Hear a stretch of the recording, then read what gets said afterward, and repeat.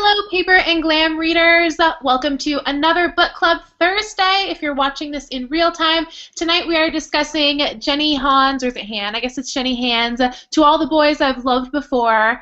And we are going to open this month's installment of Book Club with an icebreaker per usual. Tonight, Han's, or is it Han? I guess it's Jenny Han's, To All the Boys I've Loved Before. Every time. And there we go. Anyway. The icebreaker for tonight is, what is your favorite high school memory? So Hayden, what was your favorite high school memory, since this book takes place in high school? If you haven't had a chance to read it yet, of course, feel free to stick around. Hayden, will you start us off? Of course. My favorite high school memory was, even though we all got individual lockers, my high school boyfriend, who was also my friend before we started dating, and my best friend Selena, we all shared a locker, and we wrote notes to each other in class and dropped them in there because they were in the grade below me.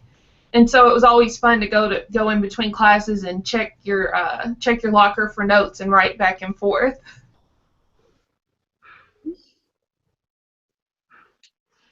Super cute. Avril? For me, I don't really have one particular memory because I don't know. I was just like really done with school by that point, so I was just like, man, I can't wait to be an adult, and it's fraud. But anyway, I think for me it was more so like the in-between classes. We would kind of, because you get like classes with some of your friends and some classes nobody, and so that kind of in between where you're transferring from one class to another, you get to kind of have those like water cooler moments with your friends. It's kind of like the little moments like that I think were the best. My favorite high school memory was graduation. I was glad to be done with that stage of my life. I didn't have great high school years. I mean, they were fine, nothing dramatic or anything, but I echo what Avril says about, yeah, I was ready to move on. So definitely grad. Actually, the graduation trip was great. We ended up going to the Dominican Republic, so that was my favorite memory for sure. I'm similar. My favorite memory is just getting out. I did not like it at all. I was pretty much like a Daria. I just felt like I was like, I hate being here.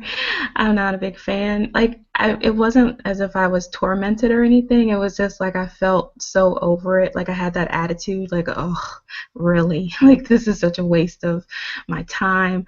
So graduation, I would say, is like my favorite memory. But yeah, I think that if I was allowed to, I would totally have been like a goth type chick or something, because I just hated it. I absolutely hated it. So happy to hit the college years, because that was just so more meaningful to me than high school. I despised it. I guess, I don't know. It's hard to pinpoint like a single favorite memory. Mine was just like the carefree.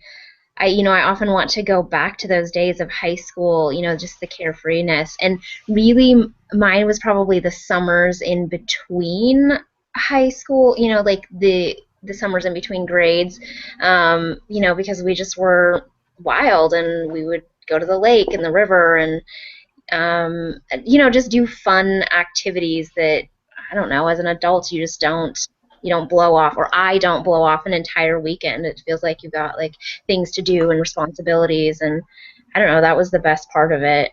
And probably, I mean, I guess semi-related to high school is my best friend and I saved up and took ourselves to Hawaii as a graduation gift. So that was also, like really awesome, and that was kind of like our adult moment of high school. So I don't know, but yeah, I just loved the outside of school and the young, free times. I don't know that I necessarily have a specific memory. Mine is more the last 2 years, my junior and senior year of high school. I was a football manager, and basically what that meant was we had 4 class periods a day, and the last class period was football. So we would go and we would like get their equipment. I mean, we didn't have to really do that much in the practices, but if they like broke something on their helmet, or I don't know, needed some sort of equipment, we would give it to them. But mostly it was just us. There was a group of, it was 3 football managers and 4 athletic trainers, and the actual paid athletic trainer for the school, sitting around in practice, during their practices out on the practice field, just sitting there and talking. And I have really specific memories about basically we would sit in this one area of grass, and sometimes we would sit in chairs, but a lot of it's still 95 degrees when we start back to school and they start practicing and stuff, and so we would just sit out there and pick pieces of grass and tear them apart as we were sitting there talking, and we would play card games and stuff like that. And that is what I think of most when I think about high school, is sitting on the practice field during football practice. I don't know. I don't know if mine's one moment either. We pretty much spent most of our time at parties because I hung out with guys who were in bands, and so I was their driver. I drove them everywhere, and that's how I met my husband. Was my friend's band, played with his band all the time, and so we just pretty much spent all of our time at parties or at pool halls with the band, and I don't know, that's what we did a lot of, and so that's kind of what I think of probably what most people's college memories are my high school memories, because most of my friends were already graduated. All right, that's everyone. Katrina is having the worst night ever, you guys. So keep her in your prayers because her car broke down in the middle of downtown Minneapolis. So she's currently getting her car towed, and she's just having a rough night. So keep her in her prayers. She will join as soon as possible. My favorite high school memory was probably just senior year, the whole year. I won't surprise you guys to learn, if you watch my channel, that I had 2 jobs in high school. I've had 2 jobs since I can legally work, which is hilarious. And I just remember, I was never more stressed out than in high school. It was crazy. I had all AP classes and all just, oh my gosh, I've never been busier, never been more tired. It was just hard. And then I got to senior year, and I was already gotten into college, and it was just I could breathe again, and I felt it was the first time I came into my own, and my dreams were coming true. Before that, I just could not wait. All I wanted to do was get into Pepperdine so I could move to Malibu. That's that was my dream as a 16, 17-year-old. So I actually moved to Malibu when I was 16 and did a semester at Pepperdine, and then went back and finished high school. So I felt I had achieved my dream at that point. So yeah, it was. High school was really tough the first 3 years, but senior year was amazing. Made up for it and then some. So yeah, we'll talk more about high school throughout the rest of the book chat. So we'll get to our first question, which is always our first question, and it is, how many stars would you rate the book, and what was your experience rating the book? So I'll go first and then pass the ball to Hayden. I would say this is probably the best book I think we've read for book club since we started in 2015. I just loved it. The writing was so good, and I'm normally not a young adult teen book type of girl, but I just loved the writing style. The current book, and then the sequel was just, it's not the current book, it's a current book for us, but To All the Boys I Loved Before and P.S. I Love You, oh my gosh, I think P.S. I Love You was even better. We'll get into that some too, and don't worry, there won't be spoilers, so if you haven't read the sequel, don't feel like you need to cover your ears or anything. But yeah, I just love this book. There's just so much about it to love, and I normally really struggle with the high school trope. So yeah, that was mine. Hayden, what did you think? Well, I'm your typical millennial, and I love anything that still has to do with high school. I still rewatch all the original 90210, so this book was right up my alley. I gave it 4.5 stars, and I just really enjoyed it. I loved Laura Jean's innocence and remembering what it was like to really like a boy, but you weren't sure if he liked you, so you tried to play it cool, but then you were awkward, and it never worked out like you thought. And I don't know, I really liked the book, and it gave me that warm, fuzzy feeling, and I loved it so much that I finished it in a day. And I ran out to go buy the sequel, not knowing that it was a teen romance, which I know is stupid. So I'm at Barnes & Noble, and I'm asking the guy, you know, I can't find it in the fiction section. Where is it? And he goes, it's in teen romance. And everyone in the store turns around and looks at me. And I was like, that's right. I'm 29, and I like teen romances, and I read all the Twilights, and it's okay. Just everyone turn back around. So I just had a really good time reading this book, and it's definitely been my favorite. I think for me, I'm giving it 3.5 stars. I feel like a tyrant now, but for me, I mean, it wasn't a bad book, and I think it was written well. I enjoyed reading it. It's just not like a fantastic book. It's one of those books you enjoy while you're reading, and then once you close it, it's like, okay, moving on. So that's, I mean, I liked the first one. I've read it in the past, so rereading it this time around, it kind of reminded me that I liked it. I think I liked it better the first time.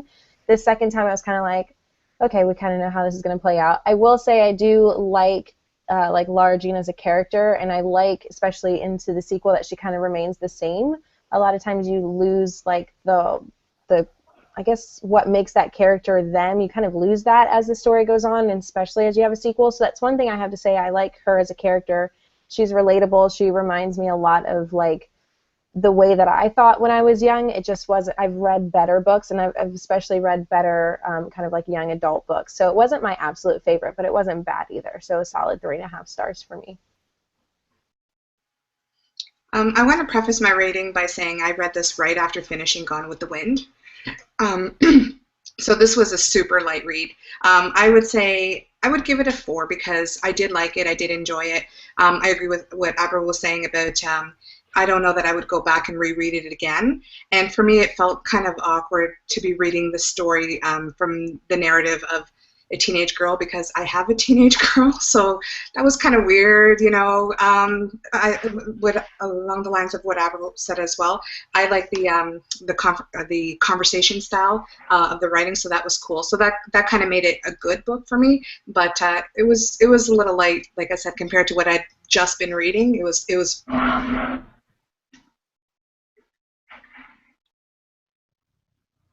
Oh, sorry. Hi. I liked the book. I give it 3 stars. I like the fact that the main character is biracial.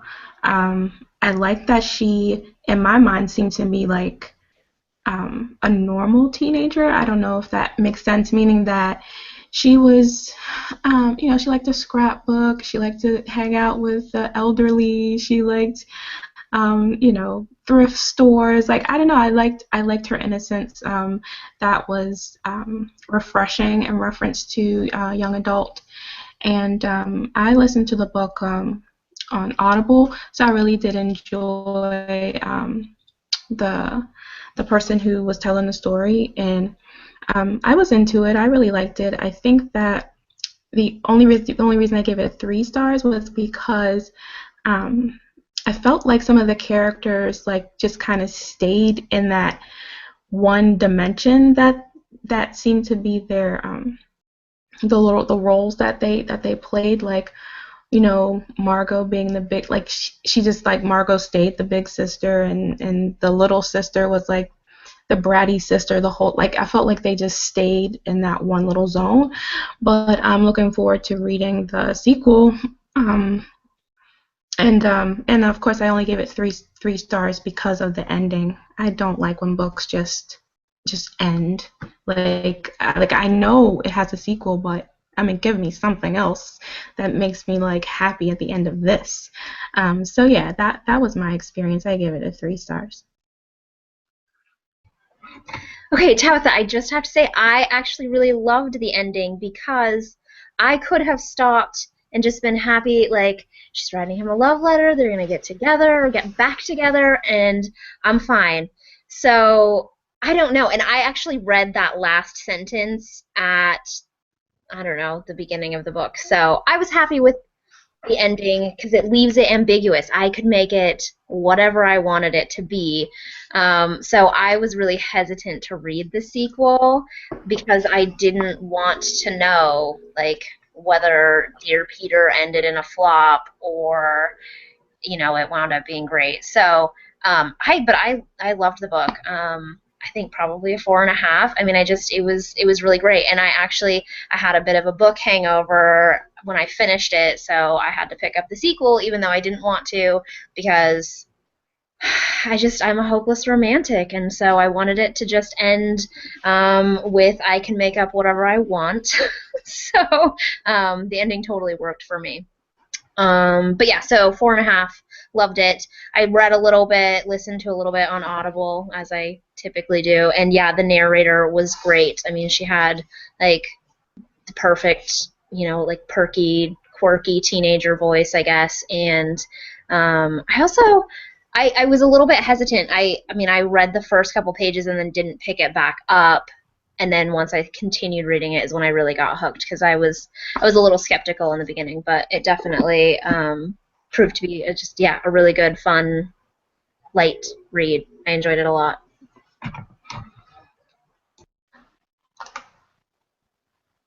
Okay, sorry, I couldn't get my mic to unmute. Contemporary young adult books are like what I read the most. So I had read this when it first came out. I read it in the summer of 2014, in the middle of vacation. I think I started it in the car one day and finished it in the car the next day, so I flew through it the first time. And then I read the second one when it came out, and it did actually take me a little bit longer to read that one, because I was kind of like Sarah. I felt like the first book could have just ended how it did, and I would have been perfectly happy because the ambiguous ending works for me.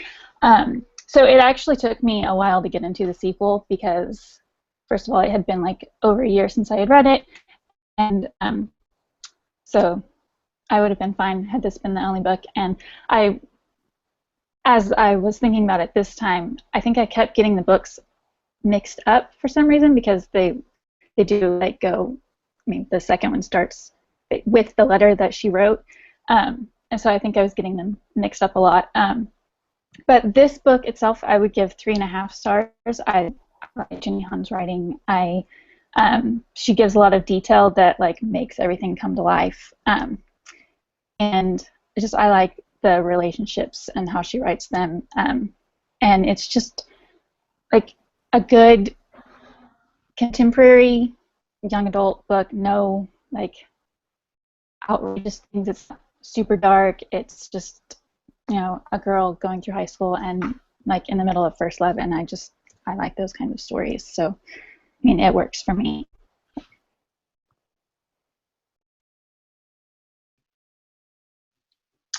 So I actually had trouble with this book at the beginning, starting it. I would read a couple of pages and I was like, oh, I just could not get into it. Just all the background of like Margot and Josh, and I don't think there's anything that she could have got rid of, but it just wasn't interesting with me until the letters went out. So the first like 80 or so pages were pretty tough for me. I would give it like a 3 is what I gave it on Goodreads, but maybe like a 3 1/4 or something like that. I liked Tabitha. The ending, I wasn't super excited about. Sometimes I like cliffhanger endings, and I think I would have liked it as an ending if I didn't know there was a sequel. Like if it ended like that and I knew there was no sequel, I would have been okay with it. But I felt like, oh, you left it like that just so you could write a sequel, and I don't like that. Like, I know that's what publishers like to do, and it's a marketing concept, and I don't like that. I don't like being played as a reader, because I think that she could have just wrapped up in like 20 or 40 more pages, and it would have been, like a clean break. If you felt like you had to go there with knowing whether or not she continued with Peter. But I do think she's a realistic character. She reminds me of a lot of people I either knew as in high school or students I've had, that are just like kind of young, a little naive. They think they have it together, but they're a little, they read each other just a little bit differently than what, the guy's trying to convey. And so I think that, I think she's a really sweet character. I think that Jenny Han's diction is appropriate for you know, for the conversation within the text. And so I just really thought it was right spot on that way. But I think personally I enjoyed the second book better because she goes into a lot more like issues, you know. There's a lot more of the culture comes out more. She goes into the family relationships and the family dynamic more. I think there's a lot less like surprises that are kind of like, oh, that seems contrived. Not that anything seemed overly contrived, but you know, like at the end, at the Christmas party was maybe a little convenient, not contrived, but you know, convenient, and you know, that then like it just ends with them not talking. I don't know. I liked the second book a little bit better, and I gave that one a 4 stars. So that's it. Yeah, I agree, Jane. Okay, sorry, that was me. The second book was much stronger and much deeper. You could tell that it was written like so there would be a sequel, and the sequel actually picks up on the next day. So it literally, like, you could read them straight through and you wouldn't be able to pick out where the book ends if they weren't 2 separate books. So completely agree. The next question is, what is your favorite quote, scene, character, literary device? Just what was your favorite thing about the book? And mine was definitely what Erica said. I loved how just real she made it. She like took me right back to high school, and I don't know, I could hear Taylor Swift's song 15 like played in the background for me like this entire book. My favorite quote was on page 190, and this was just so high school. I just loved it. And oh my gosh, I'm blanking on the main character's name. This is horrible. What's the main character's name? Laura Jean. Thank you, Laura Jean. Oh my gosh, I kept wanting to say Margot. Laura Jean is talking, and she says, gosh, to be sitting in the passenger seat of Peter Kavinsky's black Audi. Isn't that what every girl has ever wanted in the history of boys and girls? Not Peter Kavinsky specifically. Oh yes, maybe Peter Kavinsky specifically. And oh my gosh, that line just got to me. I just remembered like how small your world is in high school, and in high school my boyfriend drove a black BMW 3 Series, and it was like the coolest car in school, and that was like our whole world. And it was like, oh, I can't imagine anything better than like being the girl who gets to sit in the passenger seat. And it's like so ridiculous. It reminds me, there's a line in that Taylor Swift song that says, you'll do greater things in life than date the boy on the football team. But I just remember being in that season and just thinking like, this is just like as good as it gets, even though it's like so ridiculous. So I don't know. I just specifically love that quote where I just felt like she just nailed it. She just nailed that small world kind of perspective that a lot of us have in high school, or at least I had when I was in high school. Hayden, what was your favorite part? It's so funny reading this too, because it reminded me of how small your world is in high school, and I'm from a small town in Alabama, so it's even smaller there than it is in probably somewhere like LA or Portland or something like that. And my boyfriend in high school drove one of the nicest trucks in town, and it was lifted up, and that line also reminded me of sitting, you know, in his truck and thinking, God, I'm so lucky. I'm just so lucky. And I think now, I'm like, that's so ridiculous. I'm not lucky. But anyway, my favorite part of the book, well, I loved Peter because Peter had a lot of depth to me. Of course, I liked Laura Jean because I related to her a lot. But I really liked Peter because he was like the star lacrosse player, but he had a lot of depth. You could see that he had a big heart, that people didn't get to see that, and he was really sensitive, and he just really pulled at my heartstrings. And like I posted in the Facebook group, I'm definitely hashtag Team Peter K, no matter what. So I just want to go ahead and put that out there. I guess it's a PETA and Peter thing that I have. And so my favorite parts of the book were her letters, because I remember doing this in the 8th grade when my first boyfriend broke up with me. I wrote him a letter about how he would regret ever dumping the great Hayden Lee when I was a dramaturg living in LA and a fancy movie star. So it just made me laugh and really took me back to high school. That's so funny. Yeah, I think we all had like a Peter in our own respects. So that's one of the things that I really did like about the book. Again, which is kind of along the I guess, the answer of the next one, so I won't like get too much into it. But the fact that, you know, it kind of brings you back down to that small world, and as adults reading it back, you almost like are back to that mindset where what's going on in high school is like the end all be all of life. And like if you have feuds with friends and, you know, you and your friends aren't friends anymore, but you used to be best friends, and you're kind of like, I don't know, it's just everything is so focused on those little minute things. And as you get older, it just changes so much that my favorite part of the book is it kind of just brings you back down to that simplistic mindset where it's like, this is my world right here, and everything else around it like doesn't exist yet. So that was my favorite part of the book. My favorite quote is one where she says, life doesn't have to be so planned. Just roll with it and let it happen. And that was one thing I loved about Lara Jean, is that she wasn't like your typical like teeny bopper in a book. She kind of had smarts about her, and she was a little bit more like mature for her age, and she had responsibilities that a lot of people her age didn't have and didn't have to experience. So I think there was parts of it that, although she was still young and she still like had that like, I guess, young mind, there were still bits and pieces of her that were a little bit more mature and kind of made you stop and think about like a greater scheme of life. And so that was one of my favorite quotes.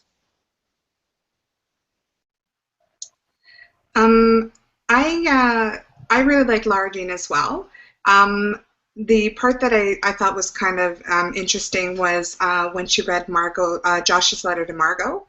I thought that was interesting, her perspective of what she believed the relationship between Margot and Josh to be, and maybe what it became. I thought that it was interesting how that changed her perspective of Margot, but not so much. Like I really thought that was great of her, and like Audrey was saying about, like, showed how mature she was, that it shocked her, but it didn't shock her, and she realized that was just Margot being Margot and doing what was right for Margot, and I think that gave her a little bit of the strength to do what was right for Lara Jean.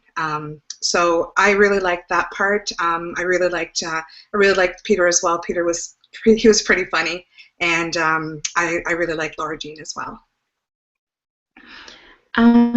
What I liked about the book was just the aspect of how they were as a family, how they were really willing to kind of jump in and be there for each other, especially seeing like the sisters, her wanting to bake the cookies or with the cupcakes or something for her sister, and wanting to be there, not wanting to go to the party and leave her sister out, and even with Margot wanting to make sure that they did everything that they could as a family. I really liked that aspect of the book, but I also, for one of the characters, I had a hard time liking her character, I guess because, I don't know, it just felt like she was way too, for her age, like just so really high, like no failure, like I don't fail, or and like when she did the whole thing with the dad, and then the dad came and told her, about getting on the pill or something, like I didn't like her character, like some aspects of that, because I felt like, okay, I understand your mom died, but that doesn't make you the mom. You should still be just the sister. Why wouldn't you go and talk to your sister about whatever's going on instead of running to your dad, and the dad just kind of being oblivious? It's like, what? So that I didn't like that, but I guess that's back to that whole aspect of families, and maybe that's what it's like having sisters. I don't know. I'm an only child, but maybe that was the dynamic of older sister, middle sister, younger sister.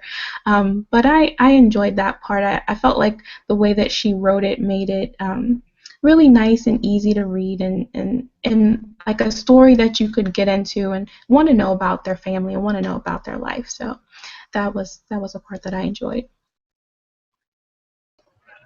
I totally agree. I loved the family aspect, and that the girls were so close, and the tight unit that they were.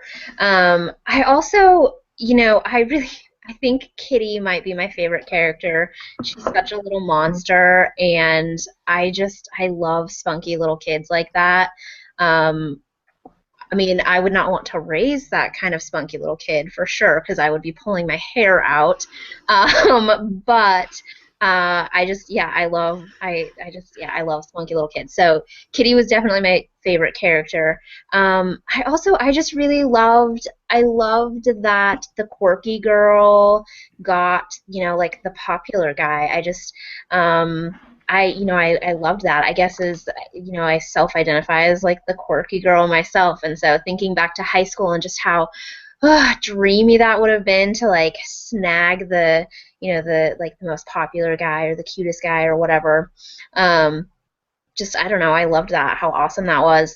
And it was like believable, I guess, or maybe because I am kind of like Laura Jean and I get stuck in my own head, maybe it was just believable in my own fantasy world. But I really liked that, and I liked all of the, for like a light-hearted teeny book, there were a lot of themes in there. I mean, the dynamic of the mom, passing when they were young, and then the girls being so close and having to, watch out for each other.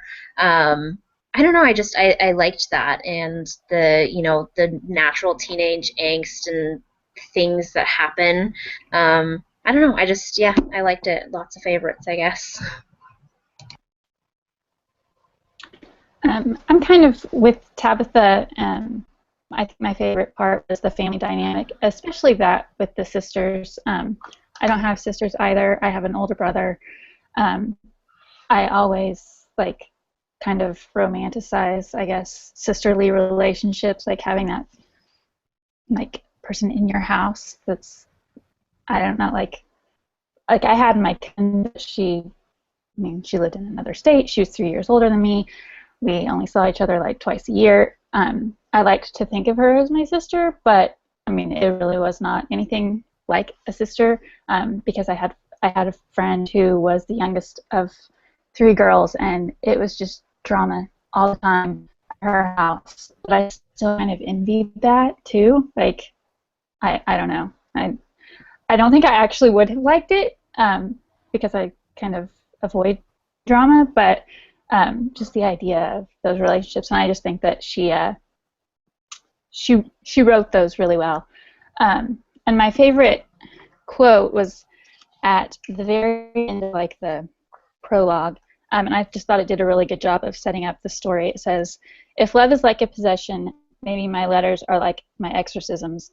My letters set me free, or at least they're supposed to." And I just thought that was a really good way of introducing the whole idea of why she wrote the letters, and how, maybe she says that, she writes these letters and she doesn't love them anymore, but the reality is that she does still have feelings for these boys, and she probably always will to some extent.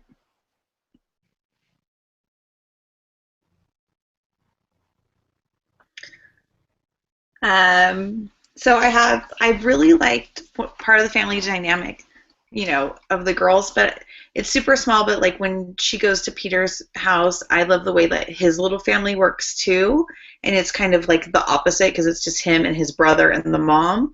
And so I kind of like that there was 2 sides of the coin, even though it was really brief, and that the mom's, just kind of going through her own, way with them, and she's like, you boys are heathens, and they're just, I thought that was really cute and sweet and just a little bit different, and just a nice parallel between the two. The quote that I marked, now I'm gonna have to see which side it's on, sorry.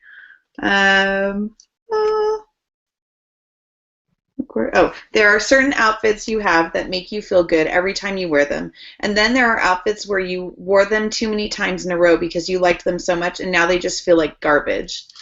And I just think, because she's always you can see her personal sense of style through the book. She's, she's this whole character, she's a person. And, you can tell what she likes to wear. She has her beret collection they mention, and she just, you can see she has a little bit of a hipster style to her by what they describe. So I like that, there were quotes like that. And, as a woman, I think we all know, you have your favorite shirt and then you wear it so much that you're like, oh, that shirt, I'm just so sick of it now. You loved it. And there's other ones that they're your favorites, so you just wear them only special occasions because they're so perfect. and then they can like last you forever. And then I loved Peter's little letters to her, you know, like when they made the contract and he said he'd write her a letter every day because it would make Genevieve upset. I just loved that, like, he would just write the cute little quirky letters, and I thought it was funny that she kind of, like, didn't realize he must really be starting to like her because the letters and the things he would say, and I don't know, I think to the reader it was maybe a little more obvious that they were starting to have feelings for each other than it was to them. But I really like that, the little letters, because I'm sure that I'm not the only one who had letters that boys would write you, or you would pass notes in class because, you know, we didn't have cell phones then to text each other in class, and you would decorate them all up and fold them special ways, and I might still have some letters somewhere, I'm sure, not from my husband because he was already graduated when we started dating, but, you know, from, like, friends and stuff, I'm sure I still have some. I love the letters. I can't believe that I didn't mention that too, Jaina. Oh my gosh. So, like, and I think, was it Hayden, you with the lockers? Just, and this was, I guess, text messaging started when I was in high school. So it's like, I wonder if high school kids still write notes. They must, because you probably can't have cell phones at school. But oh my gosh, I remember my high school boyfriend would leave me Post-its inside the books I was reading. And as a reader, like, I still have some of them in there. I just, like, remember that. It's so vividly. It's just something about writing things down.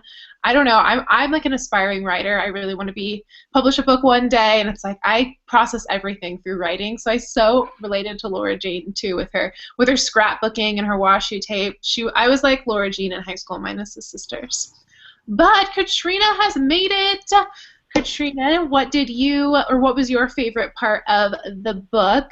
Glad you made it back safely. Thank you. Yes, what an adventure when your car starts smoking in the middle of rush hour traffic. Minneapolis, I love it. So I loved the letters too. My favorite, like, part of the whole book is before the book even starts. It's like that first page before the first chapter where she's talking about how she writes the letters. I'm sorry if somebody said this before I got here. And then says they're not love letters, they're when I want to say goodbye to them. I thought that was super cute, and that pulled me in, like, automatically right away, that it wasn't like these love letters going back and forth or anything like that. It was totally different. So I absolutely loved that part of it, and I loved that whole concept of the book. My favorite character, aside from, like, the main core characters, is probably the dad, because I can't imagine, like, losing your wife like that and being left with, like, these 3 girls. Like, of course he had his faults, but, like, those girls are good. Like, that was really, I liked him a lot. I liked how they painted him overall, so that was my favorite. Perfect. How many stars? Oh, 4. I loved it. So I sorry if we talked, I read both of them. I loved the first one more than the second one, but both excellent. Oh, how funny. I think most of us love the second one more than the first. Love a differing opinion. No, yeah. All right, so our second question, and Katrina, I'll repaste the order for you, is why do you think the high school trope is so compelling? You know, most of us who are consuming media are out of the high school season, right? But there's so many books and movies and TV shows that take place in high school, and I would just love to kind of examine why is that trope just so prevailing in culture? Like, what is it about high school? And I came up with this question because I was sitting in traffic in LA, obviously, and I was sitting behind someone and their license plate said, I'd rather be watching Dawson's Creek. And Dawson's Creek was on, like, it started like 20 years ago. Like, I mean, I think it was like late 90s maybe. I'd have to look it up, but it's like, gosh, the fact that Dawson's Creek is like still referenced in like conversations, and it's like, I don't know, I would just love to get your guys' take on why high school is just so compelling for all of us. I will start with a quote that so I have been watching One Tree Hill on Netflix. It took me like 2 years to get through all of it. I didn't watch it when it was on in real time, so this is like my first experience with it. And the very last episode, there's a quote that says, I turned the page. Okay, found it. It was like the perfect tie-in. It's Brooke talking, if you're a One Tree Hill fan, but she said, what makes any high school special? This is where it all happened for the first time. The heartache and the happiness, all of it. And it feels like yesterday. It always feels like yesterday. I wake up sometimes and I miss it, but it's all good because it's all right here. And it's like, that's so true. That quote just got to me. And then just like looking back, there's another quote from One Tree Hill too that I was like, this is so why this trope is just like the best thing ever. Because let me find it. Sorry, one quick second, because it is amazing. It says it's the oldest story in the world. One day you're 17 and you're planning for someday, and then quietly and without you ever really noticing, someday is today and this is your life. And oh my gosh, this book took me back when she was scrapbooking. When I was in high school, I worked in a scrapbook store, and I dreamed of like having my own business, like selling stickers, and it's just like so crazy that like now, like someday is today and this is your life, and it's just so compelling. Okay, Hayden, what do you think high school is so compelling for us, even decades later? I think it's because it's nostalgia. We all see the stories and we're like, God, I remember it feeling like the end of the world when he didn't like me back, or a fight with your best friend like Peyton and Brooke used to have all the time, where you wondered, would your best friend ever talk to you again, or sharing clothes, or liking the same boys and trying to figure that out in the girl code. And just everything is just so hard when you're an adult, and all you want to do when you grow up is be an adult, and you forget when you're a kid to be that way. Enjoy the carefree summers of not having to work or not having to pay bills, or the worst thing in the world is having a boy not like you, or your best friend's not talking to you for a couple of hours. I just think that we all like to look back at that and think of fond memories that we really enjoyed and thought, okay, maybe I was this person then, but look where I've come and look how much I've changed. And even though you still love who you used to be, it's fun to look back at how much you've grown and what you've become.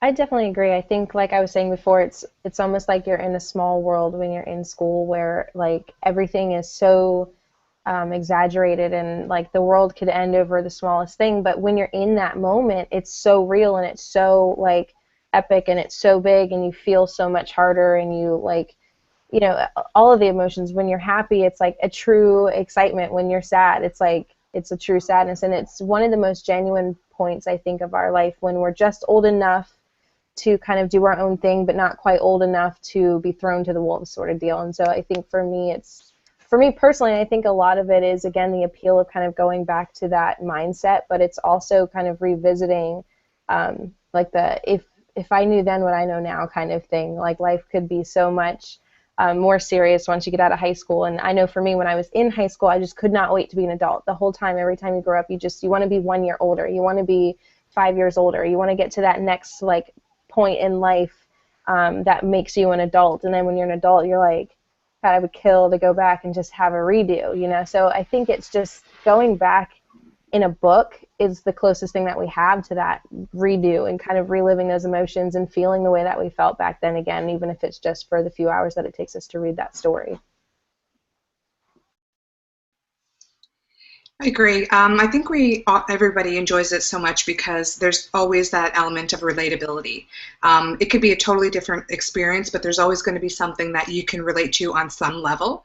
And I think that that's what attracts us even when we're way past that season in our lives.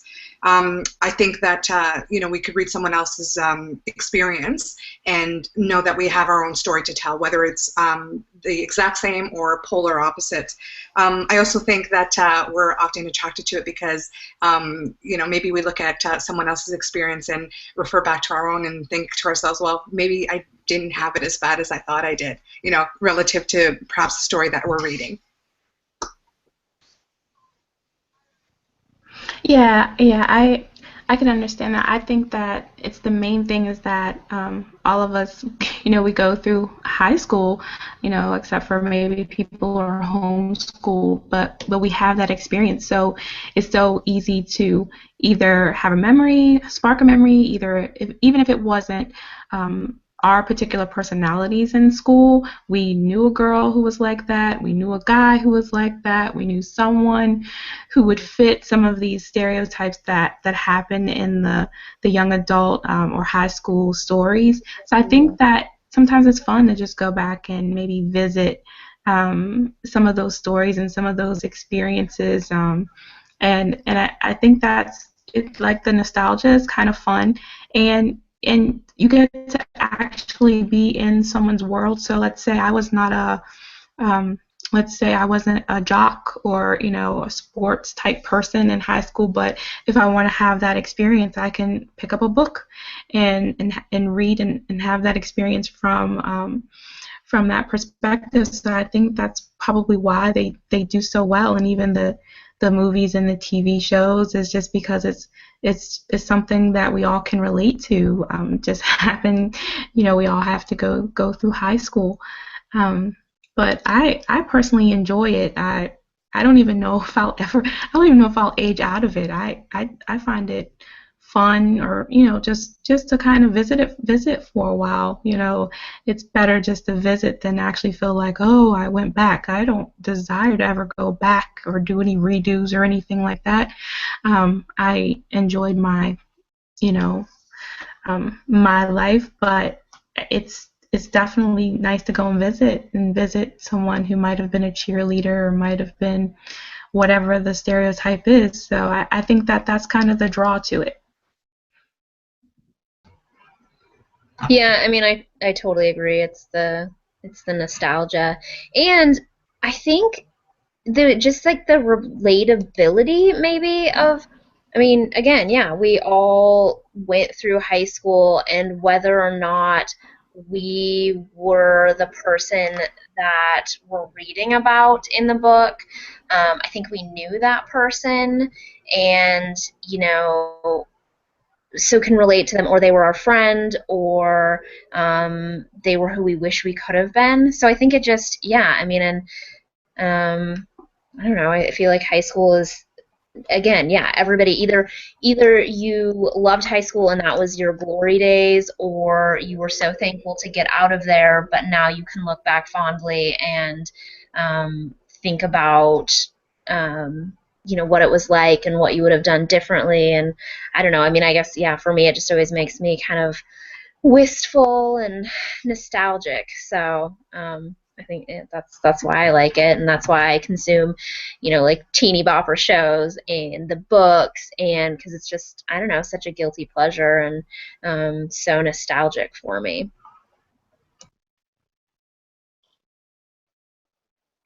I think a lot of this has already been said. Just the fact that when you're in high school, your emotions, your highs are really high and the lows are really low. So there's that built-in kind of tension already into whatever story you're telling. And I think also, like, if you think about, like, this story, it's about first love. And there's kind of an element of being an underdog. Like, everybody expects, oh, you're going to break up with your high school boyfriend, even though, you know, my sister-in-law married her high school boyfriend. I know actually quite a few people who married their high school boyfriends. But there's that, like, underdog, this isn't real, it's not going to last, and just kind of wanting, I don't know, people say that and it kind of has the sense of, like, trying to negate their feelings, like they're not real. But I think this kind of validates that it is real, even if it doesn't last. And also, like, even if it's some, like, Hunger Games or, I don't know, any of the other, like, fantasy type things, there's kind of that element of, oh, you can't do this because you're so young, and so, like, you have to overcome that. And I think everybody likes a good overcoming story. I think in a lot of ways that's already built into the situation, and so it's just easier to get into that. Everybody knows what it's like to be 15, 16, and, you know, have people think that you can't do something and you want to prove them wrong.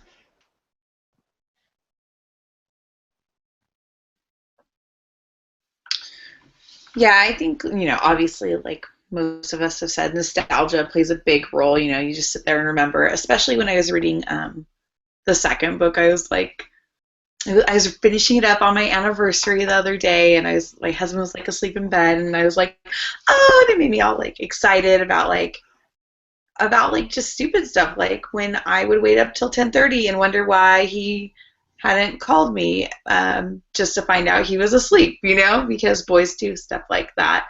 But at the same time, like those things that drive you crazy when you're a kid and you probably would never put up with as an adult if you were dating, not that I have any clue. You put up with them when you're young because you're like, oh, this is the way it is, and boys do this. And I also think that the other thing is, because kids don't have responsibility, they have just like this abundance of leisure time that all this stuff is happening to, during. And adults, we have leisure time, but we have a lot less leisure time. You get out of school at high school, then you get to go to, go have frozen yogurt or go to the shop and they study at Starbucks, and and then they run into so-and-so and they're going to the game, and it's like all leisure time all the time, and which allows for so much drama and plot to develop, that I think that that's part of why it's such a popular genre and popular time period to write about, because there's room for things to happen, whereas like, I go to work and then I come home and I pick up my kids and we cook dinner and then we bath and then we go to bed because we have to wake up at at 5 in the morning and start over again, and there's no leisure time. There's not time for fun stuff to happen. So I think that there's the ability to do that, and that's it. That's a really good point, Jana. I hadn't thought about that.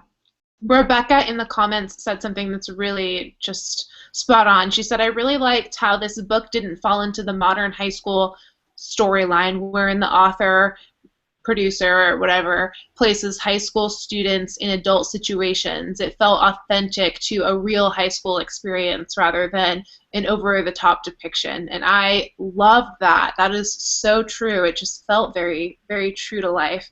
The other thing, too, about high school is it's like everything's out in front of you. You don't know, who you're going to be or what job you're going to have or who you're going to marry, or I still don't know who I'm going to marry. So, that's still true even like in the 20s for a lot of us. But, it's like there's just everything's out in front of you. There's just so much mystery about, who you're going to be and like what the world is like. I was reading this book by Gretchen Rubin. It was actually It's Happier at Home, and she was talking about how the first 21 years of your life feel longer than the whole rest of your life because of the amount of novelty that you are taking in. And I just thought that was so interesting, because people who feel like they've lived longer lives are the ones that have experienced more novelty and more challenge. And so she was arguing for us to really embrace novelty and challenge, because after you're out of like that school kind of first job type season, things can get really routine, like you were saying, Jana. And I just think that just made me think of what Gretchen Rubin was talking about, just all the novelty and how that can make us feel a lot of nostalgia that we don't normally feel as we get older. We don't have kind of that opportunity for the novelty. Katrina, I'm sorry, I didn't mean to cut you off. No, you're fine. What did you think? So I'll agree with Jana. There's just more room, and it doesn't have to be so serious. It doesn't have to be this big life. I mean, it's life still for these kids, but it's not at the same time. It's just more lighthearted, and I think we're all a little bit voyeuristic inside. Like, we want to see, like, through our neighbor's window to a certain extent, and like want to know what's going on. And so that's why it's so fun to read these little candy teen books, because it brings you back to that moment. Like Jana's saying, like, it makes your heart flutter. Like, I would get done with the book and I would just look at my husband and be like, oh, like, I wish like we would have had that. But I mean, obviously it's different.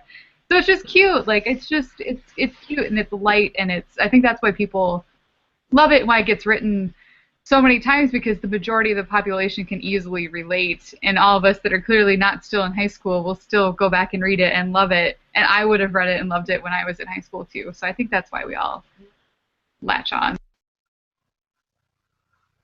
Awesome. Before I forget, you guys who are watching live, remember to give this video a thumbs up. That helps other readers find our book club, and I always forget to say it in these videos. So our last question is one that we did for the first time last month, and it is kind of a fill in the blank. If you loved April's read, so if you loved To All the Boys I Loved Before and P.S. I Love You, then you will love insert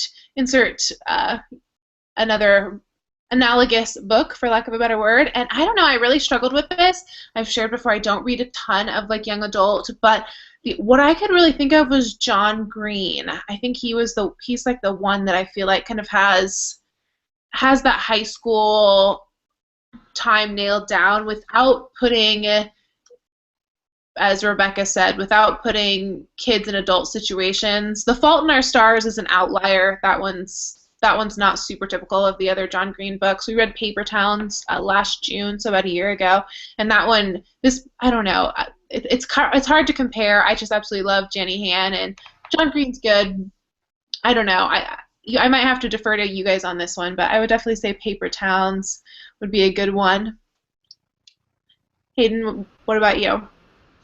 So I read the Brooklyn Girls series by Gemma Burgess. They're not high schoolers, but they're right out of college, so they still have that naiveness about them about what the real world is like and trying to figure it all out. And so you still get some of the high school aspects, but it's with an older group of girls. And their adult situations aren't like what you see on TV. They're more innocent. Like one of them tries to open a food truck, and you kind of go through all that. One's trying to make it in the business world, and I just really enjoyed those books. For me, I'm going to say it's Everything, Everything by Nicola Yoon. I think there is a little bit of a difference in a sense where she's going through a situation that's not typical, similar to like The Fault in Our Stars.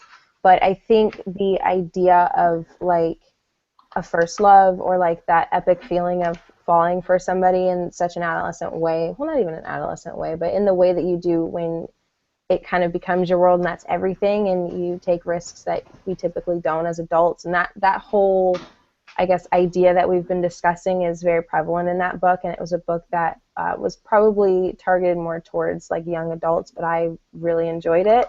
And it had the same, again, even though I couldn't relate to a lot of the things that she was going through, there was like a common ground of how you feel when you're in that time period that I think I really enjoyed.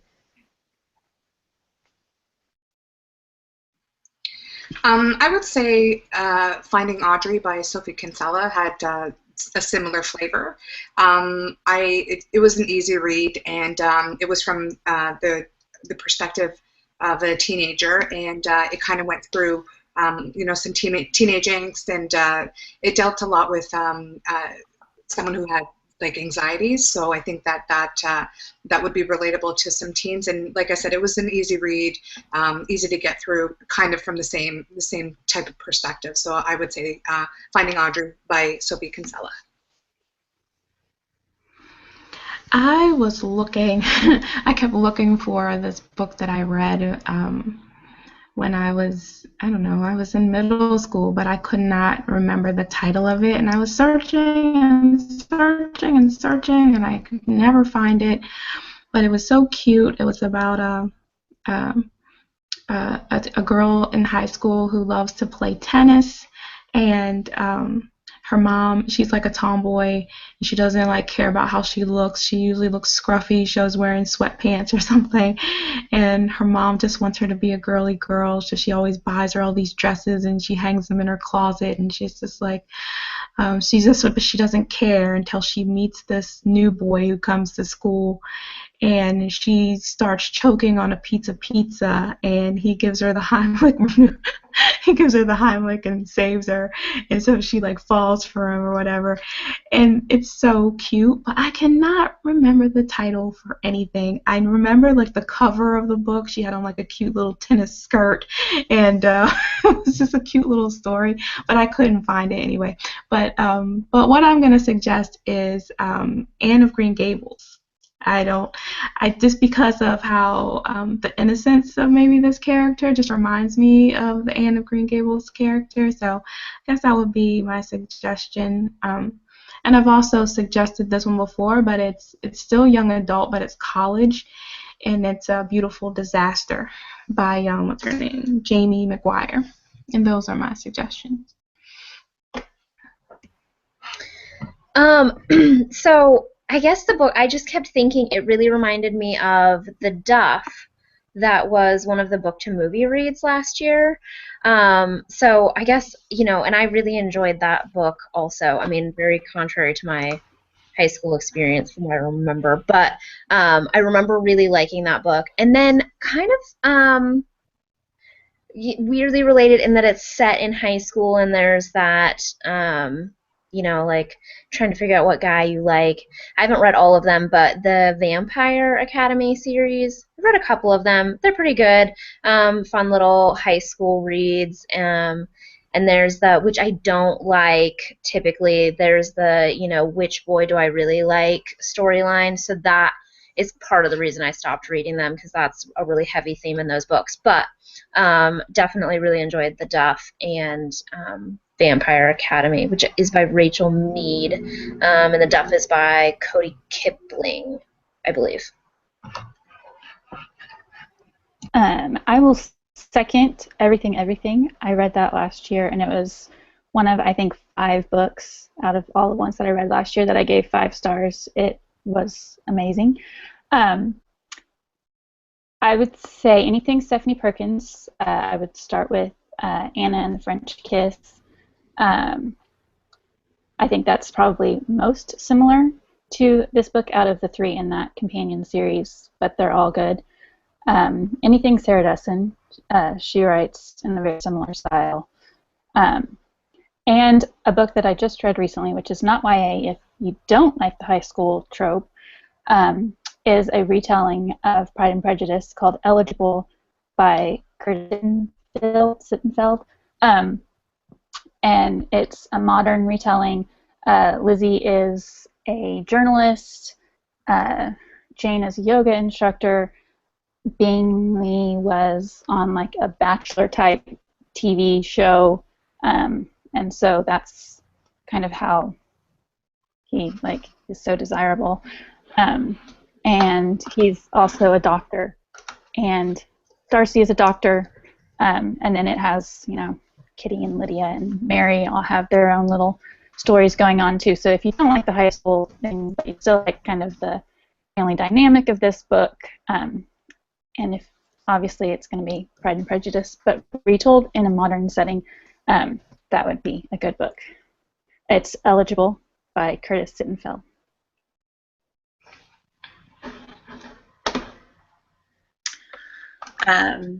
So I think that it might be, the characters might be a little bit younger, but it's a really quick, easy read, is Stargirl by Jerry Spinelli, I think. And it's really, like, I think it's more of a middle grade book, but it's a really cute read, and the girl in it is quirky also, but probably to a bigger extreme. But it kind of has the same kind of like whimsy and about it. And also I think that the If I Stay, Where She Went duology kind of has a, you know, at least like the focus of the romance is maybe similar, like, you know, where it becomes complicated from one book to the other and what's going on and how it helps in their character development and stuff. And there's also in those books an element of family that's really important. So I think that those would be the 2 that I would recommend. I'll second Sarah with The Duff, and then after that, an older audience, so like early 20s, I started reading the Laurel Heights series by Kate Perry. After I got married, I read a bunch of them on my iPad through iBooks because they were free. There's 11 of them. It's this group of girls in San Francisco, and it's like how they find their like soulmates and things like that. So if you're looking for like super easy, awesome, like light romance, and like they all live in San Francisco, and it's really cute. So Laurel Heights series, Kate Perry. Yeah, definitely. I forgot about If I Stay, and Where She Went, the sequel, is so good. And that was actually the very first Paper and Glam Book Club book. We didn't do live chats yet, but that was the book we started with. So it's funny, I was looking up, I added some of those links into the description box if you want to just get the direct links, you don't have to write them down. And everything says, if you love Eleanor and Park, which is one of the ones that kept coming up in the comments, Hazel and Augustus, who was The Fault in Our Stars, and me and Adam, who is If I Stay, then you'll love Maddie, and it goes on to talk about everything. So I just thought that was pretty funny. We got it pretty spot on since we just basically named 3 of the books in in one that came up. So awesome, awesome, awesome. So let's see, next month. Let's talk about next month. And funny, Cindy, that you mentioned Finding Audrey, because this is on my list for next month. So I'm excited to read this now that you mentioned it. Okay, so next month is our first classic read. So this year, unlike 2015, we rolled the classics into the main reading list. So how we go into book club is there are, for every year, there's 4 classics, there's 4 nonfiction, and then there's 4 fiction. So, of course, this was a fiction book. Now we're going to move into the classic, and it is the all-time American great Truman Capote's Breakfast at Tiffany's. I'm so excited to read this. As you know, if you've seen the schedule, we're also reading we're not reading To Kill a Mockingbird. We're reading Ghost at a Watchman, but I plan to read To Kill a Mockingbird first, reread it. So Truman Capote and Harper Lee were friends in real life. Harper Lee just passed away. So last year we did a lot of Brit Lit, and this year I thought it would be good to do some American Lit. So I'm really excited to read this for the first time. I've never read Breakfast at Tiffany's, so excited about that. And then also, as a companion to Breakfast at Tiffany's, a lot of us are reading this book, which is Fifth Avenue 5 a.m., which really goes into kind of the cultural impacts of Breakfast at Tiffany's and how it has really made its way into just mainstream culture and why. So I'm really excited to read this. I know Katrina and a few others are going to read this too, so definitely kind of looking forward to looking at some of the cultural impacts of the classics this year. We'll be doing the same with To Kill a Mockingbird, I keep doing that. Ghost at a Watchman. We'll be doing the same with The Great Gatsby. And what's our other classic? Oh my goodness. I can't think of what it is. Is it the Christmas one? Gone with the Wind? Gone with the Wind. Thank you. Yes, Gone with the Wind. We'll be talking about Gone with the Wind too, and in kind of like a broader sense. A little bit more of a literary discussion than To All the Boys I Loved Before. So yeah, that is, I think, a wrap on book club this month. Book Shutters, do you have anything that I might have missed? No? Okay. One cool thing is I just released a really fun sticker set called Glam Reads. So if you are looking to do a better job tracking your reading, there's fun stickers for that too, and they match each month, and it's all fun, and they match the free book club stickers. So yeah, I'm really excited about that. And yeah, I think that's it. Thank you guys so much for spending your night with us. Last Thursday of the month, we'll be here. See you in May for Breakfast at Tiffany's. Good night.